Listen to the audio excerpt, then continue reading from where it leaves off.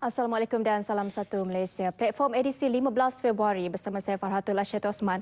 Baik saudara, pernahkah anda berhadapan dengan situasi pesakit mereka yang dekat dengan kita tetapi enggan memakan ubat atau tidak mengikut jadual ubat yang diberikan doktor? Dan saudara, jangan diambil remeh perkara ini kerana ia boleh mengundang musibah lebih besar. Platform hari ini akan membincangkan tajuk kepatuhan ubat, kesan mengabaikannya bersama tetamu jemputan semuanya selepas ini.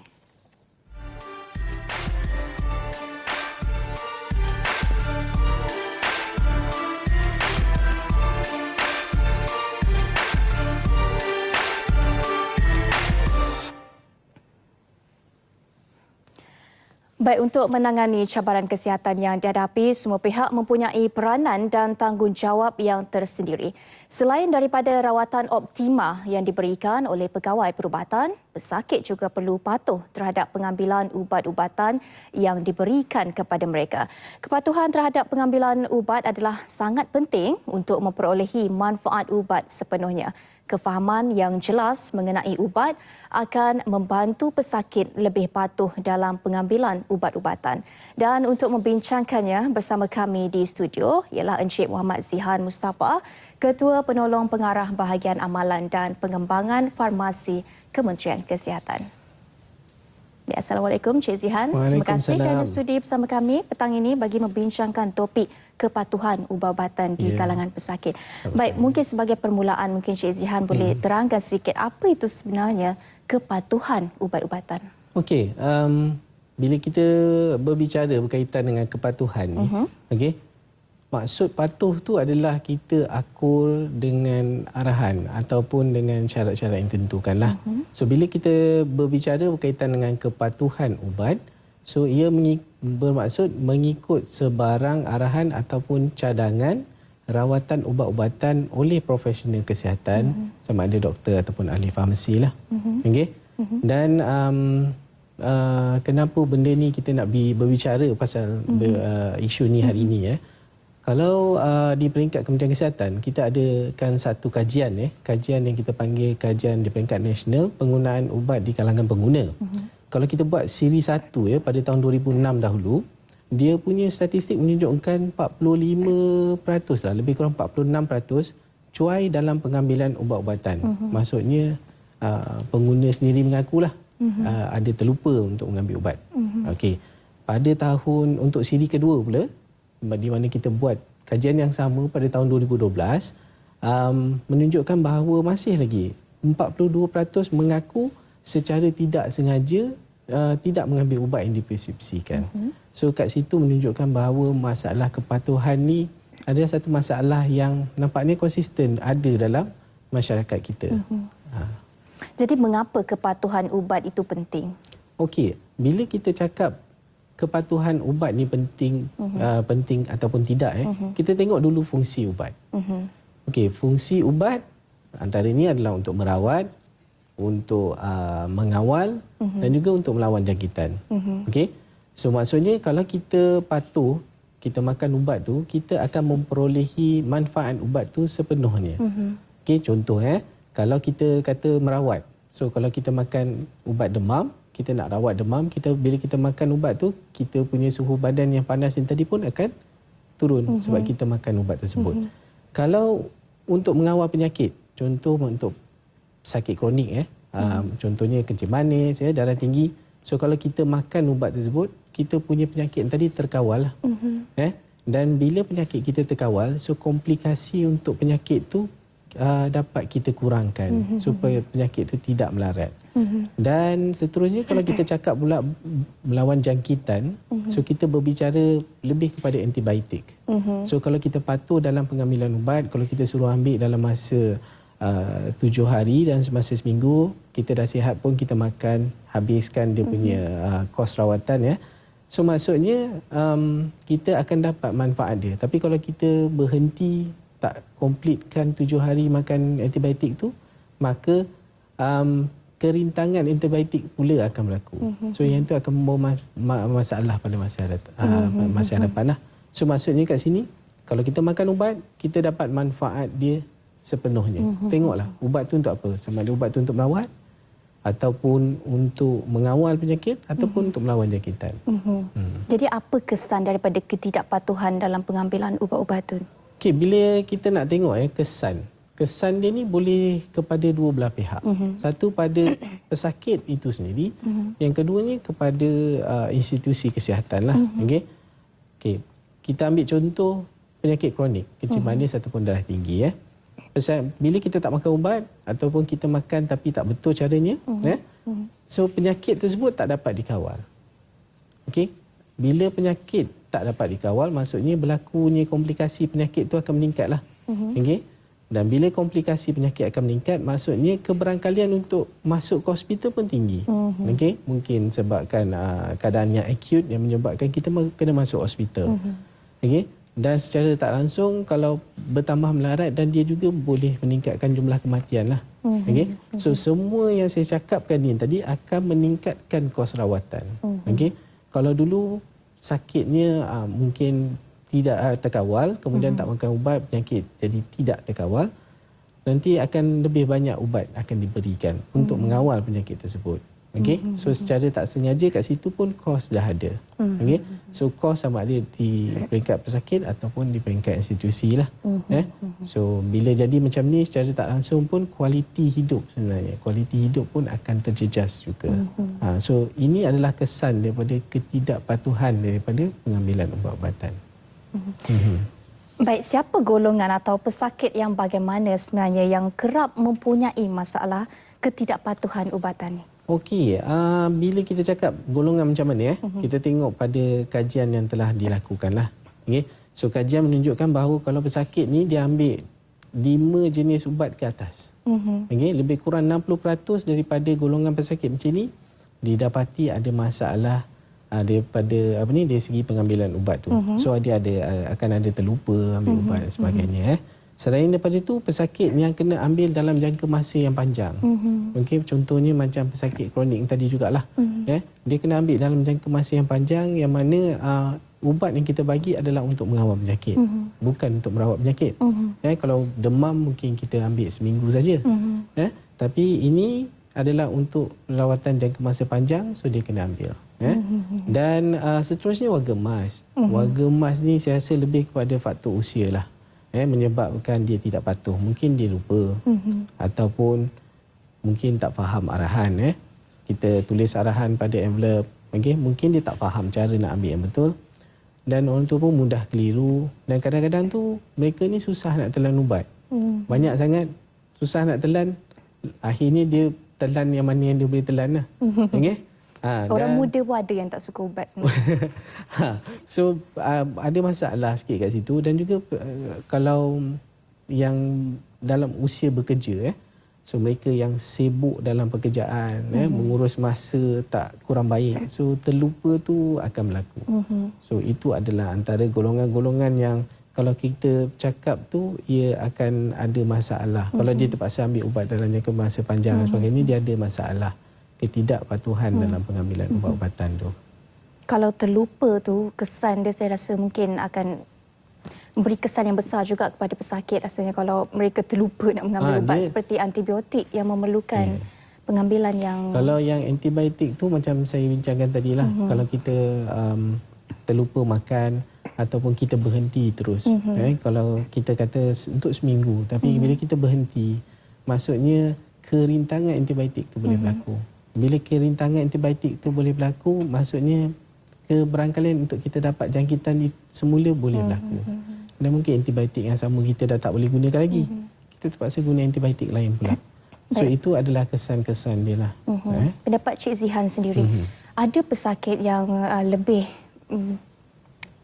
gemar untuk menggunakan kaedah rawatan tradisional dan mengelak ubat-ubatan moden seperti yang ada di pasaran sekarang. Tapi mereka lebih memilih kepada perubatan tradisional, maafkan saya MLM, contohnya produk-produk seperti itu. Produk-produk yang ada di media sosial sekarang. Itu mungkin menjadi salah satu faktor juga mereka tidak patuh pada arahan makan ubat tersebut. Bagaimana pandangan kalau mengikut pengalaman yang ada, memang perkara ni kita tak nafikan ia berlaku. Yang mana kadang-kala tu kerana keinginan untuk mencuba tu ada. So bila ingin mencuba, sepatutnya kalau dia berbicara dengan profesional kesihatan, so kita boleh beri nasihat yang bersesuaian. Tapi bila dia cuba tapi dia tak bercerita, dia kadang-kadang tu dia ambil keputusan untuk saya nak cuba produk yang ni. Produk yang maksudnya ubat-ubatan klinik tu dah selalu makan dah. So dia kata tak apalah, kita berhenti kejap. Kita try yang ni. So bila ada berlaku macam tu, dia tak sedar bahawa tindakan dia tu boleh mengundang masalah yang lebih besar. Tapi kita tak katakan kita jangan guna produk tradisional dan sebagainya. Okey, kalau ia berdaftar dengan Kementerian Kesihatan, kita dah semak analisa dia dari segi keselamatan produk tersebut, tidak ada masalah. Tapi cara pengambilan tu mungkin kita boleh bagi nasihat di mana boleh diambil bersama dengan ubat moden, tapi kita ada sedikit selang masa bila nak makan dia tu. Tapi jangan berhenti terus. Ini kadang-kadang tu banyak yang suka, saya nak try produk ni, saya berhenti dulu. Boleh tak pesakit tu datang bawa ubat tradisional tersebut dan berunding dengan pihak farmasi sendiri? Boleh. Yang itu yang kita galakkan sebenarnya. Supaya bawa ubat-ubatan tersebut, okey. So waktu ada appointment dengan doktor contohnya, bawa dan kita bincang bersama-sama dengan profesional kesihatan yang ada. Okey. Kalau nasihat yang kita berikan tu, kadang-kadang tu produk-produk yang di luar sana memang telah dirampas pun sebelum ni, tapi masih ada di pasaran. So benda-benda tu kadang membahayakan kesihatan. So kalau kita jumpa produk-produk macam tu, kita boleh bagi nasihat yang bersesuaian. Mungkin kita akan minta untuk berhenti makan dan sebagainya. Tapi kalau benda itu berdaftar dengan Kementerian Kesihatan, tak jadi masalah. Baik, masih banyak lagi yang akan kita kupaskan selepas ini. Tapi sebelum itu kita berhenti rehat seketika, kembali selepas ini.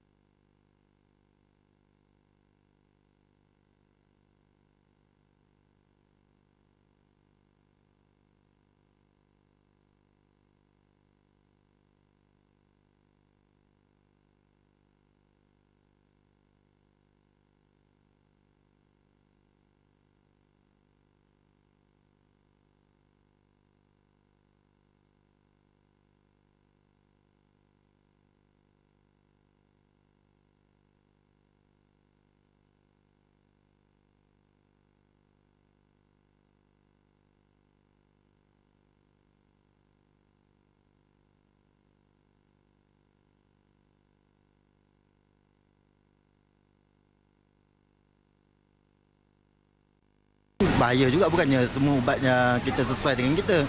Panadol also bahaya. Cakap, efek dia jangka panjang pun ada, Panadol. So, ambil ketika perlu je. Kalau mengambil ubat tak mengikut jadual tu memanglah akan beri kesan jangka panjang lah untuk kita. Kan? Kesihatan kita pun akan terabai lah. So, sepatutnya kita memang kena ikutlah sebab ubat yang doktor dah prescribe untuk kita tu memang sukatan yang betul dengan dengan masalah kesihatan kita tu. So sepatutnya memang kita ikut apa yang doktor sarankan. Kalau nak ambil ubat tu pun eloknya ikut apa yang doktor dah prescribe lah. Tetapi kalau diorang dah uzur, bila dia ikut prescription doktor, dia macam kena penyakit gastrik lah, macam-macam impact lagi tau. So kalau nak stop ubat tu pun kena minta permission daripada doktor lah. Kita tak boleh sesuka hati je nak stop kan. Manusia sekarang terbuka kepada internet kan. Jadi bahan-bahan pelajaran semua boleh dapat daripada internet. Dalam internet boleh cakap, dia dah bagi tahu berapa kali nak makan satu hari apa semua. Kalau dah biasa dengan ubat tu, apa salahnya beli kat farmasi. Baik, saudara, kami turut mendapatkan pandangan kedua dari pakar perubatan berhubung kepatuhan ubat dan kepentingannya. Dan di talian ketika ini, Dr. Suhazali Abdullah merupakan seorang pakar perubatan keluarga. Assalamualaikum, Doktor. Waalaikumsalam warahmatullahi wabarakatuh. Baik, terima kasih kerana bersama kami. Baik, Doktor, mungkin Doktor sudah pun mengikuti perbincangan kami di studio ketika ini. Jadi, Doktor, dari pengalaman Doktor sendiri, apakah masalah yang timbul sekiranya berlaku kes sebegini? Terima kasih. Mengikut pengalaman yang saya hadapilah, yang biasa berada di klinik kesihatan. terbahagi kepada dua sebenarnya. Yang pertama adalah bergantung kepada waktu pesakit itu didiagnosa. Iaitu kategori yang pertama adalah yang pesakit yang baru didiagnos untuk penyakit-penyakit, terutama sekali penyakit-penyakit kronik seperti hypertension ataupun kencing manis, diabetik. Di mana pesakit-pesakit baru ni biasanya dalam lingkungan antara 1 ataupun 5 hingga ke 5 tahun. Kebanyakan daripada pesakit begini, dia pada peringkat awalnya adalah dia mempunyai satu pemikiran masih lagi tidak menerima diagnosa yang telah diberikan oleh doktor. Di dalam istilah kita dipanggil nama denial state. Itulah menjadi satu punca yang utamalah kebanyakan daripada pesakit yang tidak mengambil ubat dengan sebaiknya. Dan dalam masa yang sama, mereka mencari-cari alternatif yang terbaik. Dan di sinilah timbulnya dalam pasaran pelbagai ubat-ubatan luar yang memberi alternatif yang terbaik kepada pesakit. Dan akhirnya mereka datang kembali ke klinik-klinik untuk mendapatkan kepastian. Dan dalam masa yang sama juga adalah penting bagi perawat memberi penerangan yang sebaiknya berkaitan dengan ubat-ubatan yang telah diberikan kepada pesakit tadi. Sebab ubat-ubat itu ada kesan-kesan yang perlu diambil perhatian oleh pesakit, dan jika tidak mengambil dengan mengikut apa yang telah diaturkan oleh pegawai perubatan ataupun pakar, menyebabkan penyakit tidak terkawal. Kategori yang kedua adalah pesakit yang lama.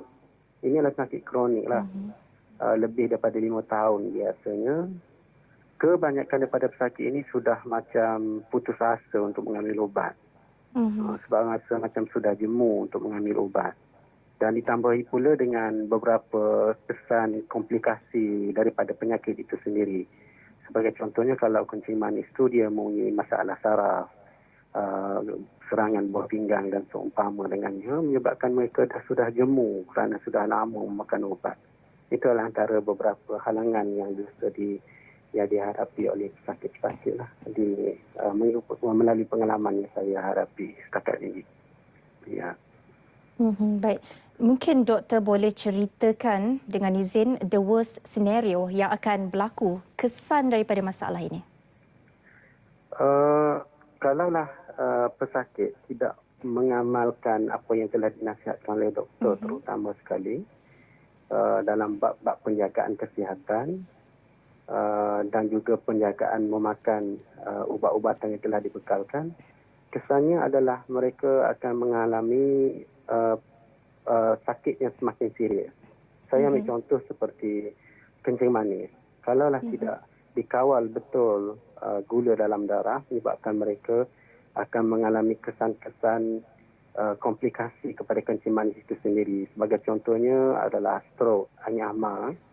Yang kedua, sakit jantung. Yang ketiga, menyebabkan renal failure ataupun kegagalan buah pinggang. Dan juga saraf. Ini adalah beberapa komplikasi yang biasanya berlaku ke atas pesakit yang tidak mengamalkan, yang tidak mengikuti nasihat yang telah diberi nasihat oleh doktor dan tidak mengamalkan amal kehidupan yang sihatlah dalam kehidupan mereka. Yeah.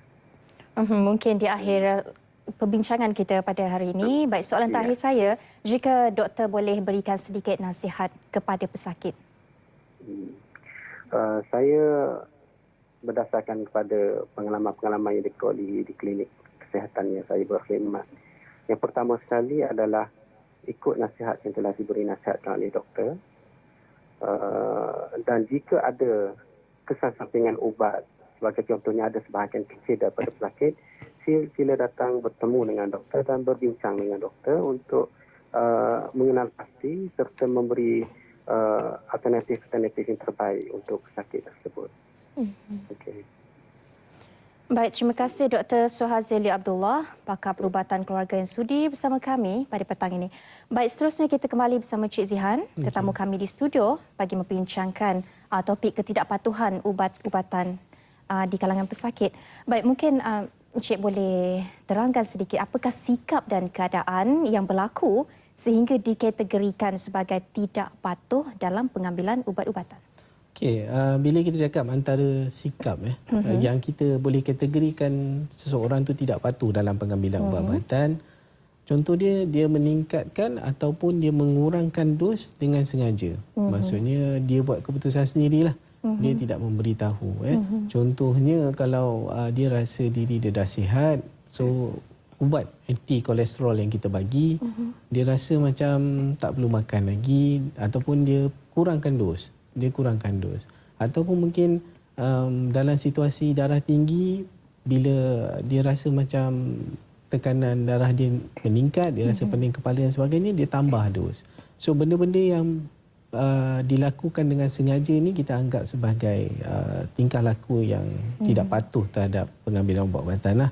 Selain daripada itu, ambil ubat tapi tidak mengikut masa yang sepatutnya. Sebab setengah-setengah ubat ni ada manfaat dia kalau dia ikut masa. Contohnya kalau ubat kolesterol tu baik ambil waktu malam kerana dia lebih memberi manfaat waktu malamnya. Ataupun ubat-ubat darah tinggi dan sebagainya tu kalau boleh yang mana sekali sehari tu dia kena makan ikut masa yang sesuai lah. Kalau kita dah biasa makan waktu pagi, janganlah hari ni makan pagi, esok makan malam pula, lepas tu balik pagi. So dia tidak mengikut masa yang tetap dan setiap hari pada waktu yang sama. Selain daripada itu adalah kesilapan dalam kekerapan pengambilan dos ubat. Yang ini sama ada dia lupa ataupun keliru baca label ataupun pengurusan masa yang tak baiklah. So kalau kita bagi ubat dalam envelope kemudian kita tulis kekerapan dia, kadang-kadang tu 1 biji 3 kali contohnya. So dia rasa macam 3 kali tu susah. So dia ambil semuanya, dia rangkumkan, ambil belah bagi habis. So tak payah tengah hari, tak payah malam. Okay? Sebenarnya tak macam tu. Setiap ubat ni dia ada masa tindak dia. Kalau kita kata 3 kali, maksudnya 3 bahagi dengan 24 jam, 8 jam lah. So maksudnya ubat tu boleh berada dalam tubuh kita dalam jangka masa tindak dia 8 jam. Lepas 8 jam, dia orang kata dah tak ada lah. So sebab tu kita kena ambil lagi sekali ubat tu mengikut dos dia yang berikutnya. Untuk 8 jam berikutnya dan seterusnya. So kalau semuanya dirangkumkan, ambil waktu pagi saja, tengah hari tak payah, malam tak payah. So maksudnya yang tadi dah overdose pagi, kemudian yang tengah hari dan malam tak ada ubat dalam tubuh. Tapi ada juga pesakit yang ambil ubat sekaligus. Maksudnya mungkin 2 biji untuk Panadol tapi ambil 4 biji. Kononnya boleh sembuh dengan segera demam. Macam saya kata lah, dia meningkatkan dos tanpa dengan sengaja. Kita kata okey, ambil 2 biji tapi dia rasa macam dia nak efek lagi bagus, dia ambil lebih. So yang tu maksudnya dia dah orang kata dah tidak mengikut arahan. Tapi boleh cepat baik ke kalau macam tu? Tak, dia boleh mengundang bahaya lah pula. Mengundang bahaya. Dia boleh mengundang bahaya sebab dos-dos yang kita sarankan ni dia telah melalui kajian. Okey, maksudnya paras mana ataupun berapa miligram yang memberi kesan. Kalau lebih, dia memberi kesan toksik pula. Okay. Dan seterusnya adalah ambil ubat dengan cara yang salah. Sebab ada certain ubat ni dia perlukan koordinasi kerana dia pakai alat. Contohnya macam asma untuk tu kan. So kalau dia teknik untuk sedut ubat sedut tu, inhaler tu tak betul, maka ubat tu tak sampai. Okey. Dan selain daripada tu mungkin suntikan insulin contohnya. Kita dah ajar di mana sepatutnya suntik tapi dia suntik di bahagian yang orang kata yang tidak sepatutnya. So pun salah juga. So itu pun tidak patuh lah. Selain daripada itu, ambil ubat yang macam kita bincangkan awal tadi, ambil ubat yang dipreskripsikan dan ubat yang tidak dipreskripsikan bersama-sama. Ini antara ubat moden dengan ubat tradisional ataupun MLM tadilah. Yang sebentar tadi kita ada bincangkan. So yang itu pun sikap lah. Sepatutnya benda itu kita bincang bersama. Kemudian berhenti ambil ubat. Macam saya kata, dia rasa dia dah sihat, dia berhenti ambil ubat. So dia tidak mengikut. Kalau kita kata antibiotik untuk seminggu, tapi dia rasa dia sihat, dia berhenti ambil ubat. Ataupun kita bagi ubat kolesterol, dia rasa dia dah sihat, dia tak nak ambil ubat kolesterol tu. So itu sikap yang menunjukkan bahawa dia tidak mengikut rawatan ubat-ubatan yang telah kita rancangkan untuk dia. Dan seterusnya ambil ubat lain ataupun berkongsi. Berkongsi ubat tanpa pengetahuan diagnosis yang sebenar. Okay? yang ni kerap berlaku lah. Okay? Ada pengalaman yang mana kalau saya pernah pergi ke rumah pesakit, di mana kita nak tengok cara pengambilan, cara simpanan dia. So kita dapat tahu bahawa bekalan dia sebenarnya tak cukup. Dan bila kita semak semula, bukannya tak cukup. Tapi kerana dia, orang kata ikhlas membantu jiran sebelah, jiran sebelah kata dia pun ada penyakit darah tinggi, so dia macam berkongsi ubat. Dia separuh ubat dia bagi dekat jiran dia. So dan jiran dia memang tak pergi ke klinik lah. So tindakan tu sebenarnya prihatin, tapi dengan cara yang salah. Sepatutnya pergi dapatkan diagnosis yang sebenar. Mungkin masalah jiran yang tadi bukan masalah tekanan darah tinggi, mungkin masalah lain ya. So yang tu tindakan yang amat berbahaya lah. Ataupun ambil ubat yang telah diberhentikan. Ini selalunya berlaku dalam kategori warga tua lah. Bila dia datang berseorangan di klinik kesihatan ataupun di hospital tanpa ada ditemani oleh kaum keluarga dan sebagainya. Ubat banyak. So ada ketikanya ubat-ubat tu telah ditukarkan ataupun diberhentikan ubat ni sebentar waktu dan mungkin digantikan dengan ubat yang lain. Tapi kerana faktor usia yang tadi ya. So bila dia sampai kat rumah dengan ubat baru dan bercampur dengan kat rumah pun ada ubat yang lama, ubat yang dah diberhentikan tu pun dia ambil juga. Tapi sepatutnya dah berhenti ataupun terlupa ambil bekalan susulan. Sebab kalau di klinik kesihatan ataupun di hospital, kita mungkin jumpa pesakit dalam tempoh 3 bulan. Tapi kita bagi ubat bukanlah 3 bulan sekaligus. Kita bagi sebulan. Tapi kerana terlupa, dah habis dah ubat kat rumah, tak pergi ambil bekalan susulan di farmasi. Itu pun antara mungkin boleh saya selitkan sedikit seperti yang tadi kita borakkan mengenai ada khabar mengatakan kalau kita ambil Panadol sebenarnya tak elok. Dia beri kesan, dia akan tinggalkan kesan pada buah pinggang selama 5 tahun. Apa yang saya dengar. Boleh komen sedikit, adakah itu benar atau kabar angin? Okey, berkaitan dengan memang benda ni pun saya nampak jugalah dalam media sosial dibincangkan. Okey, tak dinafikan semua ubat ada kesan samping. Okey, tapi kesan samping tu ada kesan samping yang acute dan ada kesan samping yang jangka masa panjang. Okey, kalau kita nak cerita dalam kesan samping yang acute, okey, paracetamol ataupun ubat demam ni, paracetamol ni adalah ubat yang paling selamat sebenarnya. Paling selamat. Tapi dengan syaratlah kena ikut dos dia lah. Tapi kalau lebih dos dia dah cerita lain. Okey, kalau dia ikut dos, dia lebih dia antara yang selamat compare dengan ubat-ubat tahan sakit yang lain. Tapi untuk jangka masa panjang, kalau tiap-tiap hari ambil, so memang akan ada kesan samping lah. Tapi tak adalah sampai... Kita cuma tinggal 3 minit sebelum kita mengakhiri program kita. Mungkin soalan terakhir boleh Encik terangkan sedikit pesanan akhir ataupun tips-tips penting yang boleh membantu meningkatkan kepatuhan ubat pesakit ni. Okey, tips yang penting lah yang saya rasa untuk kita memperbetulkan keadaan. Kita perlukan komunikasi berkesan tu, seperti yang Dr. Suhazli cakap ya. Perlunya ada komunikasi yang berkesan di antara profesional kesihatan dan juga pesakit. So pesakit dia tak boleh anggap bahawa tanggungjawab merawat tu terletak di bahu profesional kesihatan. Sebab kalau macam saya bagi tahu, kalau dia pergi jumpa ada appointment jumpa kami di hospital ataupun di klinik kesihatan, kemudian dia akan balik. Dia akan balik. Kalau appointment dia setiap 3 bulan, so dia akan berada di rumah 2-3 bulan. Kemudian dia jumpa semula. Tapi dia tak boleh anggap bahawa kami kena seolah-olah tanggungjawab tu semua di bahu kami. Tak, dia tanggungjawab bersama. So kita dah merancang rawatan untuk dia, termasuk ubat-ubatan dan sebagainya. So dia kena bersama-sama kami. Dan selain ubat saja, kenalah juga amalkan cara hidup yang sihat. Yang tu pun perlu diamalkan. Dia tak boleh ubat semata-mata, tapi yang pemakanan dan sebagainya tak buat. Dan kemudian tidak boleh mengharapkan satu rawatan yang terbaik kalau dia orang pesakit ni datang, dia berdiam diri. Bila jumpa doktor dalam bilik tu, diam, tunggu doktor tanya baru jawab. Jawab tanya sepatah, jawab sepatah. Dia tak boleh. Anggaplah macam rakan, kita kena bercerita pengalaman makan ubat. Contohnya kalau dia makan ubat tu menyebabkan dia pening kepala dan sebagainya. Cerita supaya kita dapat kesan sama ada betul ke sebab ubat pening kepala ataupun sebab penyakit. Kalau sebab ubat, kita mungkin boleh bagi alternatif dan juga bantuan penjaga ataupun kaum keluarga tu penting. Dari segi pengurusan terutama warga tua, dari segi ambil makan ubat ni, dia orang mudah keliru. So bantuan daripada kaum keluarga tu sangat penting.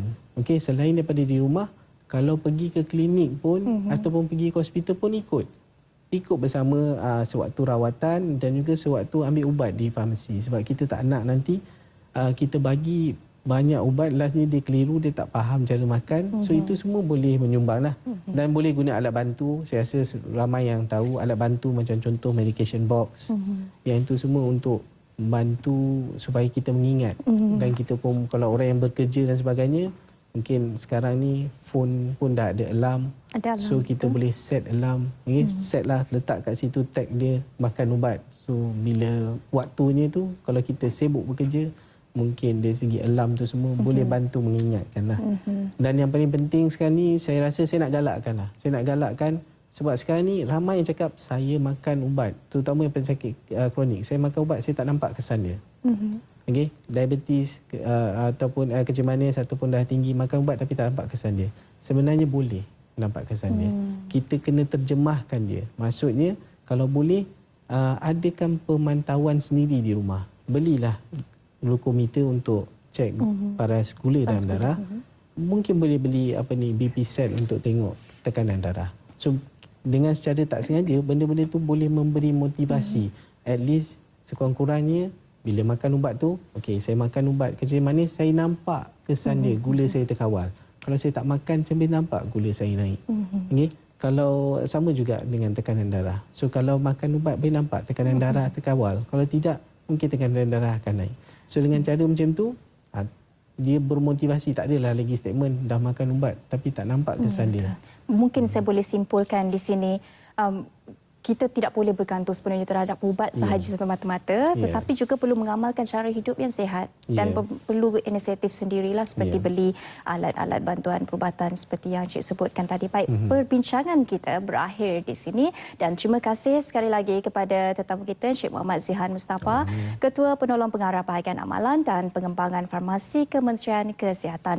Dan diharapkan penonton mendapat pencerahan dari tajuk yang kita bincangkan hari ini dan mengetahui peri penting kepatuhan ubat kepada pesakit. Baik, terima kasih atas kesetiaan anda. Dengan itu, Assalamualaikum dan salam satu Malaysia.